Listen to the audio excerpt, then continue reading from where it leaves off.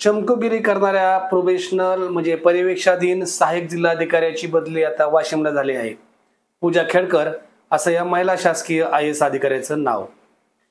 2023च्या बॅचचे IAS अधिकारी पूजा खेडकर या नुकत्याच पुणे जिल्ह्यामध्ये सहाय्यक जिल्हाधिकारी म्हणून प्रोबेशनल त्यांची निवड झाली होती आणि त्या इथं असतानाच त्यांनी चमकोगिरी करायला सुरुवात केली. त्यांनी त्यांच्या ऑडी कारवर लाल आणि निळ्या रंगाचा म्हणजे अंबर दिवा लावायचा धाडस केलं आणि ते दिवसा देखील त्या दिवा लावून ती गाडी त्या फिरवत होत्या. त्याचबरोबर जिल्हाधिकारी कार्यालयातील जिल्हाधिकाऱ्यांच्या शेजारचं अँटी चेंबर बळकावणं, जिल्हाधिकाऱ्यांच्या सांगण्याशिवाय त्यामध्ये बदल करणं, नवीन फर्निचर करणं, स्वतःच्या नावाची पाटी तयार करणं आणि त्याचबरोबर गाडीत देखील महाराष्ट्र शासन असा बोर्ड लावून घेणं, या अनेक गोष्टी या पूजा खेडेकर यांना चांगल्याच आता भोवल्या आहेत. त्यांची बदली वाशिमला झालेली आहे. परंतु सामाजिक कार्यकर्ते विजय कुंभार यांनी वेगळंच प्रकरण समोर आणत यामध्ये बराच तपशील आणि बराच भांडाफोड करण्याचा प्रयत्न केलेला आहे.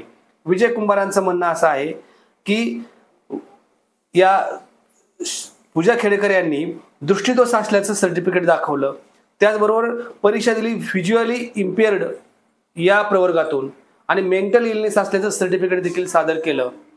त्यांची जी वैद्यकीय चाचणी होती त्या वैद्यकीय चाचणीला त्या हजर राहिलेल्या नाहीत असा आरोप देखील या विजय कुंभारांनी केलेला आहे. विजय कुंभारांच्या सांगण्यानुसार 6 वेळा UPSC आणि CIT म्हणजे सेंट्रल ॲडमिनिस्ट्रेशन ट्रिब्युनल यांनी त्यांना परीक्षेला बोलावून सुद्धा त्या हजर राहिलेल्या नाहीत. कधी कोविडचं कारण सांगून तर कधी वेगळं कारण सांगून त्या सातत्याने या तपासणीला गैरहजर राहिल्या.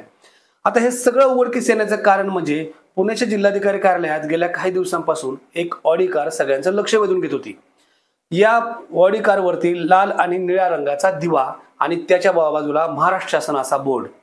एखाद्या IAS ऑफिसरकडे ऑडी ही खाजगी गाडी तो शासकीय दिवा लावून कसा फिरवू शकतो अशा स्वरूपाची चर्चा सुरू झाली आणि या चर्चेनं हळूहळू वेग घेतला. परंतु याची चर्चा बाहेर नव्हती.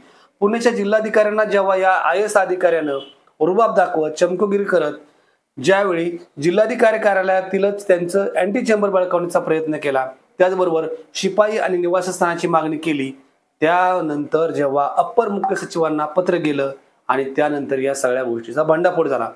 पूजा खेडकर यांच्याविषयी बरीच चर्चा सुरू झाली आणि त्यांची इंस्टाग्रामवरची चमकोगिरी असेल किंवा इतर ठिकाणी चमकोगिरी असेल यामुळे त्या अधिक चर्चेत आल्या. नगर जिल्ह्यातल्या पाथर्डी तालुक्यातील दिलीप खेडकर यांच्या त्या कन्या आहेत. दिलीप खेडकर यापूर्वी प्रदूषण नियंत्रण मंडळाचे आयुक्त म्हणून कार्यरत होते. पूजा यांचे वडील आईचे वडील देखील हे बुधवंत हे सुद्धा IAS ऑफिसर होते आणि त्यांच्या आई सुद्धा डॉक्टर आहेत आणि त्या एका गावच्या लोकनियुक्त सरपंच. पूजाच्या वडिलांनी नगर दक्षिणची लोकसभा निवडणूक देखील लढवलेली आहे आणि या साऱ्या प्रकरणात आता चर्चेत येऊ लागले आहे. दिलीप खेडकरांचं प्रकरण चर्चेत येऊ लागलेलं आहे. पूजा खेडकरांचं प्रकरण चर्चेत येऊ लागले आहे. ते पूजा खेडकरांची वाशिमला बदली झाल्यानंतर पुण्याचे जिल्हाधिकारी सुहास दिवसे यांनी पाठवलेल्या पत्रानंतर याची माध्यमामध्ये मोठी चर्चा झाली आणि आता वादग्रस्त ट्रेनिंग ऑफिसर म्हणून पूजा खेडकर सध्या चर्चेत आहेत. पूजा खेडकर यांची बदली आता वाशिमला झालेली आहे. परंतु त्यांनी इथं काय केलं तर या ठिकाणी त्या ज्यावेळी सहाय्यक जिल्हाधिकारी म्हणून नियुक्त झाल्या त्यांचं मसुरीचं ट्रेनिंग संपवलं आणि त्यांना IAS दर्जा मिळाला. त्याच्यानंतर त्या पुण्यामध्ये सहाय्यक जिल्हाधिकारी म्हणून रुजू झाल्या, त्या प्रोबेशनरी पिरियड म्हणून 2 वर्षाचा हा परिवीक्षित कालावधी या प्रत्येक IAS अधिकाऱ्याला पार करावा लागतो आणि त्यानंतर त्यांना पोस्टिंग मिळतं. या दरम्यानच्या काळामध्ये त्यांना कोणत्याही सुविधा मिळत नाहीत. मात्र तरी देखील हा वारसा असल्यामुळं की काय पूजा खेडकर या चमकोगिरी करत राहिल्या आणि या रुबाबामुळेच त्या अडचणीत आलेल्या आहेत. त्यांची आता पुण्याच्या सहाय्यक जिल्हाधिकारी पदावरून वाशिमला सहाय्यक जिल्हाधिकारी म्हणून बदली करण्यात आली आहे. खरं तर त्यांची बदली करून हे प्रकरण थंडवण्याचा प्रयत्न केला जातोय. परंतु आता विजय कुंभार हे शासकीय अधिकारी माहिती अधिकारी असतील किंवा इतर माहिती अधिकार कार्यकर्त्यांच्या माध्यमातून आता पूजा खेडकर यांची कुंडली गोळा करायचं काम सुरू आहे.